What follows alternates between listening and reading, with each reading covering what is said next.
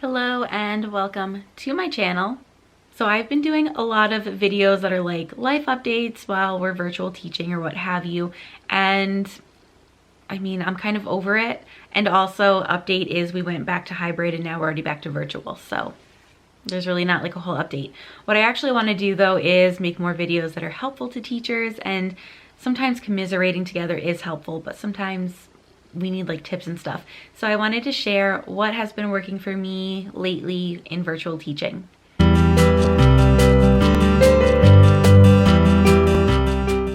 So the first one is using slides to communicate, which is something that I've been doing. I put up a slide that's like a week at a glance of what we're doing. I put up a slide of what we're doing for the day that includes the objectives that my administrators want to see, and then gives students like an outline of what we're doing, what's due, all that good stuff. And then this fall we started doing synchronous Google Meets every class. So I'd start with a slide that reiterates a lot of the same stuff with a slide that they would get with their assignment in Google Classroom, but also includes reminders like mute yourself when you start and all the other good stuff that you need for a meet.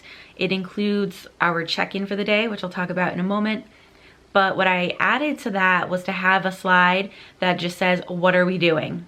And then just lists out what we're working on, because a lot of times we'll have students that weren't able to join when class started and they join in like the middle of class, or if me explaining directions to kids and if the lesson was really short, they might miss all of that and log in and be like, what's going on?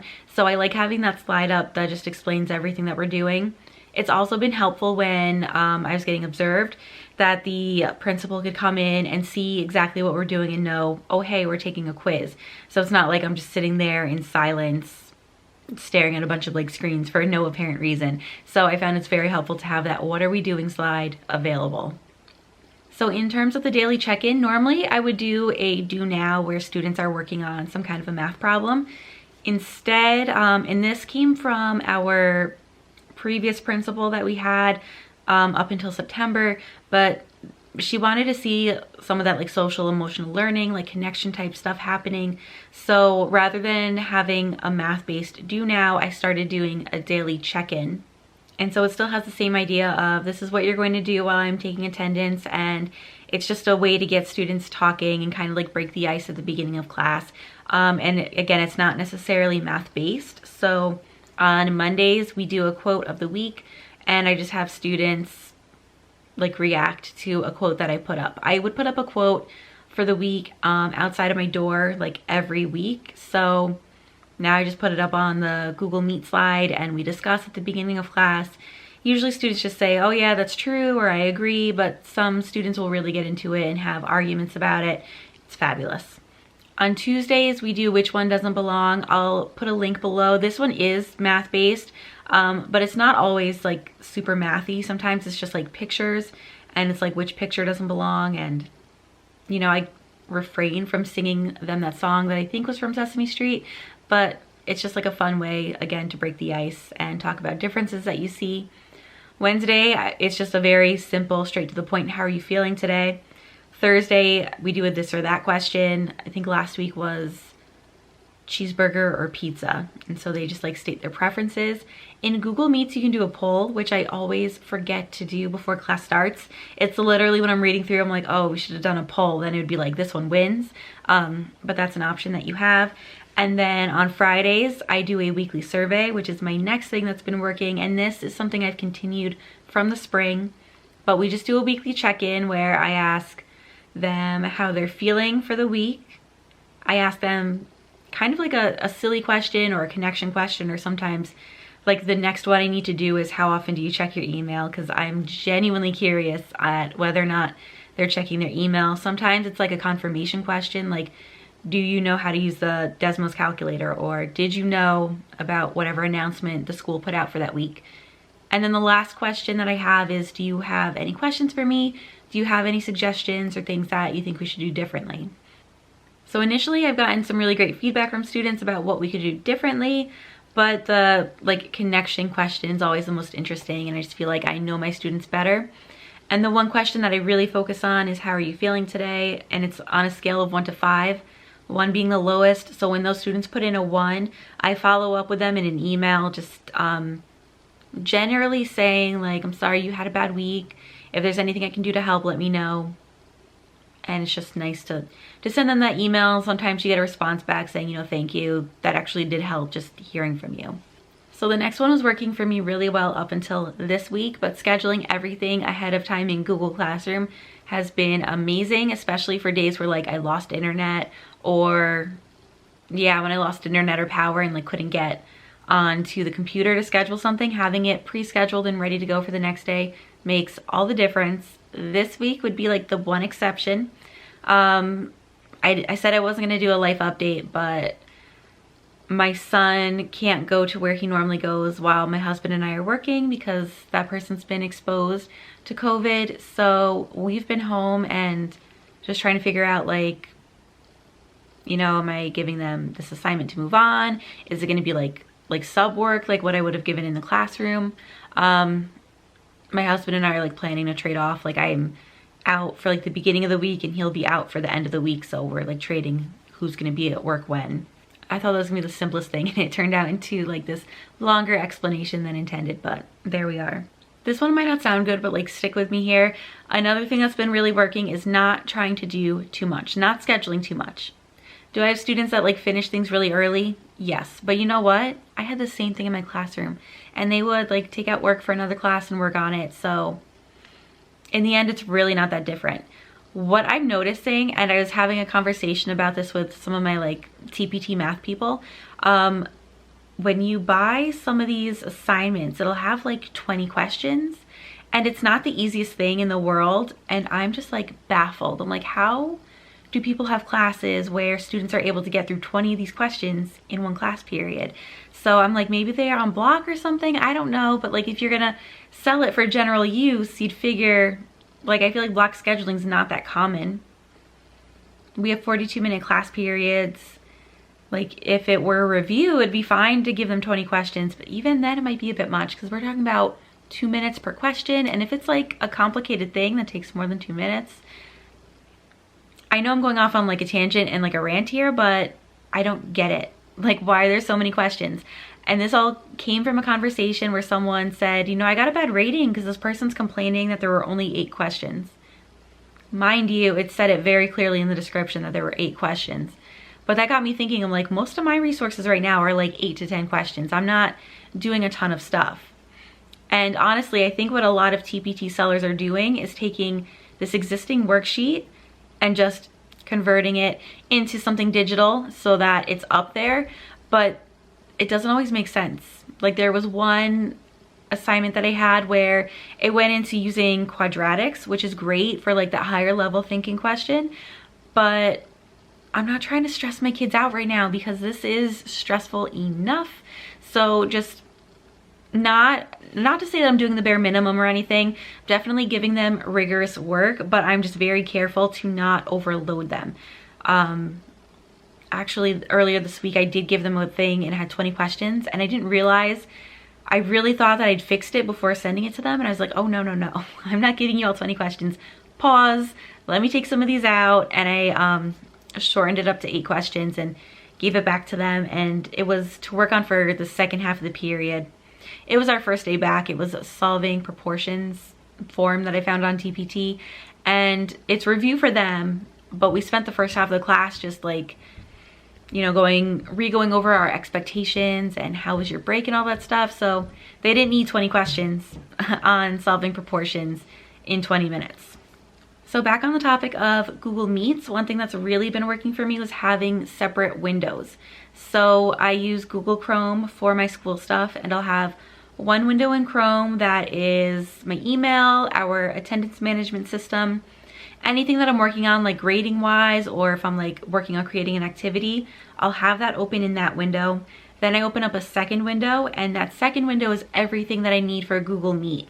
So I'll have Google Classroom open, a tab for the Meet, a tab for the slides that I put up at the beginning of Meets, and then anything that I plan to project to students, like if I had the Desmos calculator up or an assignment that we're working on. So it's 2 separate windows, and then I have the Google Meet window to the right and then my other window to the left, and I let them overlap. So if I'm working on something because my students are all occupied on their assignment and I'm just waiting for questions to come in, I'll have my window that I'm working in on top of the window with the Meet, but I have it so that I can see the chat in the Meet. So that way if students ask a question, I see it right away and I can go assist them. But at the same time, I'm still able to like finalize assignments in Google Classroom or grade whatever it is that they're working on as they're doing it. And I'd say that's another thing that's been working, is if I'm giving students an assignment in Google Slides, like a sorting activity of some sort. I realize I said that funny. I'm gonna go with it though. I can grade it as it comes in, so that way they get like that immediate feedback, and I let them know, you know, you can fix this while they're still there in the Meet and able to ask questions, and that's been working really well. And then with that, I would say what I also like doing is having consistent assignment types. So my students are getting assignments either in Google Forms, in Google Slides, and in Google Slides it's like some kind of drag and drop, like a sorting activity. Like I said, there are different drag and drop activities that I've used from Google Classroom, but usually if it's in Google Slides, it's a sorting activity. I haven't done too much else with that. And then the other thing is that it's in Google Sheets, and I've been doing a lot of self-checking activities using Google Sheets and the conditional formatting. I have a video for that one coming up too, because I've been getting a lot of questions about how to do that. So having those like 3 basic assignment types has made it really easy in assigning work that students understand what they're doing. I have tried different variations, like a digital escape room.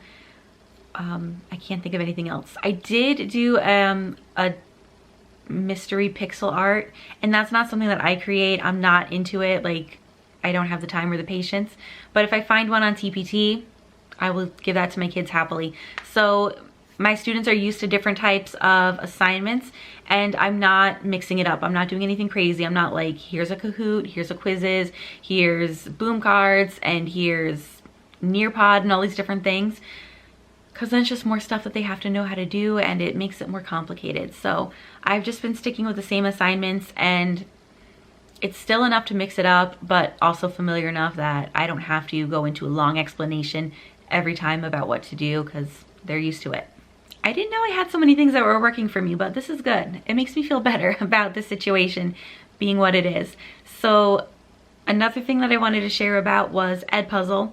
Everybody raves about Edpuzzle, and honestly, I could take it or leave it. I don't think it really makes that much of a difference for me. So I don't know what it is, but my 2 geometry classes, they have a lot of issues with Edpuzzle, where they will go to watch the video and they get all kinds of error messages. A lot of times it says that I need to add them into the class, and they're in the class. And I gave them a correct link. I didn't give them the link to the wrong class or anything like that. It just doesn't work for them. So I've started, like, I will assign the Edpuzzle and tell them try that first. And if it doesn't work, don't stress over it, and you can just watch the original YouTube video. Like, I don't really know what else to do. I think that's probably the best solution I can come up with. I would prefer, obviously, for them to watch an Edpuzzle, because then I get to see it. But even then, I do have kids that I completely trust saying, I watched the Edpuzzle, and then I refresh Edpuzzle, and it says that they haven't. So I didn't mean to go on a whole rant about Edpuzzle, but that's what makes this next thing so necessary. When I give my students videos to watch for the lesson, I have them type done in the chat when they finish the video, just so I know to anticipate their questions. Also, just to keep them accountable for watching the video. So now I just thought of another thing that's been working for me, and that has been pre-recording my lesson videos, and it is a lot of work. I only do it for my geometry classes. But what that allows me to do is to not fumble my way through a lesson, because pre-calc, I can't pre-record lessons for them. I do like a short summary lesson for them and give them a video that I find on YouTube. And I have created videos for them, and I still do when I need to. Russell's awake.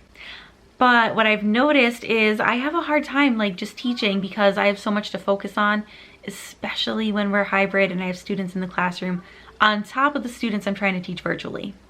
And the last thing that's been working for me that I can think of right now is offering redos and constant reminders that they can redo the assignments. Russell's 2.5 now, and he doesn't do patience yet, so I'm sorry. But having Google Forms set up so that when they finish, it automatically gives them the message and a link to try again. And it generally says something like, great job. If you're not satisfied with your score, you can redo it for a higher grade. And I've added to that now, if you earn less than whatever number out of how many, redo for a passing grade, because I was getting the students that don't need the reminder are the ones that are constantly redoing the assignment over and over. I have Google Forms set up where they will get their missed questions, but they don't get the correct answers. So I always turn that option off. So they don't get to see the right answers. They have to keep doing it over and over if they want to get everything right. But the kids that, would naturally keep doing it over and over anyway do. And then the ones that don't, it's kind of a constant push where I'm like, come on, do it over. You failed, you're better than this. Come on, let's do it again. So I've had a lot of conversations with them where I'm like, if it's out of 10 points and you got a 3, you failed, like do it again. And that didn't connect with them for whatever reason. And it's probably just, they want to avoid doing math and not really thinking about what's failing, what's not. So I'm trying this new thing out where I added in that line about if you got less than this out of this, do it again. And I do that automatically with Google Forms like I described, and then I do that in Google Classroom when I return their work to them. So when I return it, if I'm returning it to a lot of people at once, it's the same kind of message, great job. If you didn't earn 10 out of 10, you can do it over for a higher grade. If you earned less than 7 out of 10, redo it for a passing grade. And we'll see how that one goes for the kids that habitually fail and do nothing. But just that reminder of, hey, you can redo this has really helped students. And I find that out of everything I do, that really does mimic what we would naturally be doing in the classroom, where, I'd be circulating and just kind of popping in, checking on how they're doing. And when I see mistakes, we'd point it out to them and say, okay, well, let's try this one again. The only difference is that now the responsibility is really on them to seek me out if they need my assistance, but they at least know that they can keep trying. So like I said, I do not have it all figured out, and some of these things that work for me might not work for you. So that's everything I can think of right now. If you have something working for you, please leave it in the comments below, because it could help out another teacher, which is what we're all about here. And as always, thanks for watching.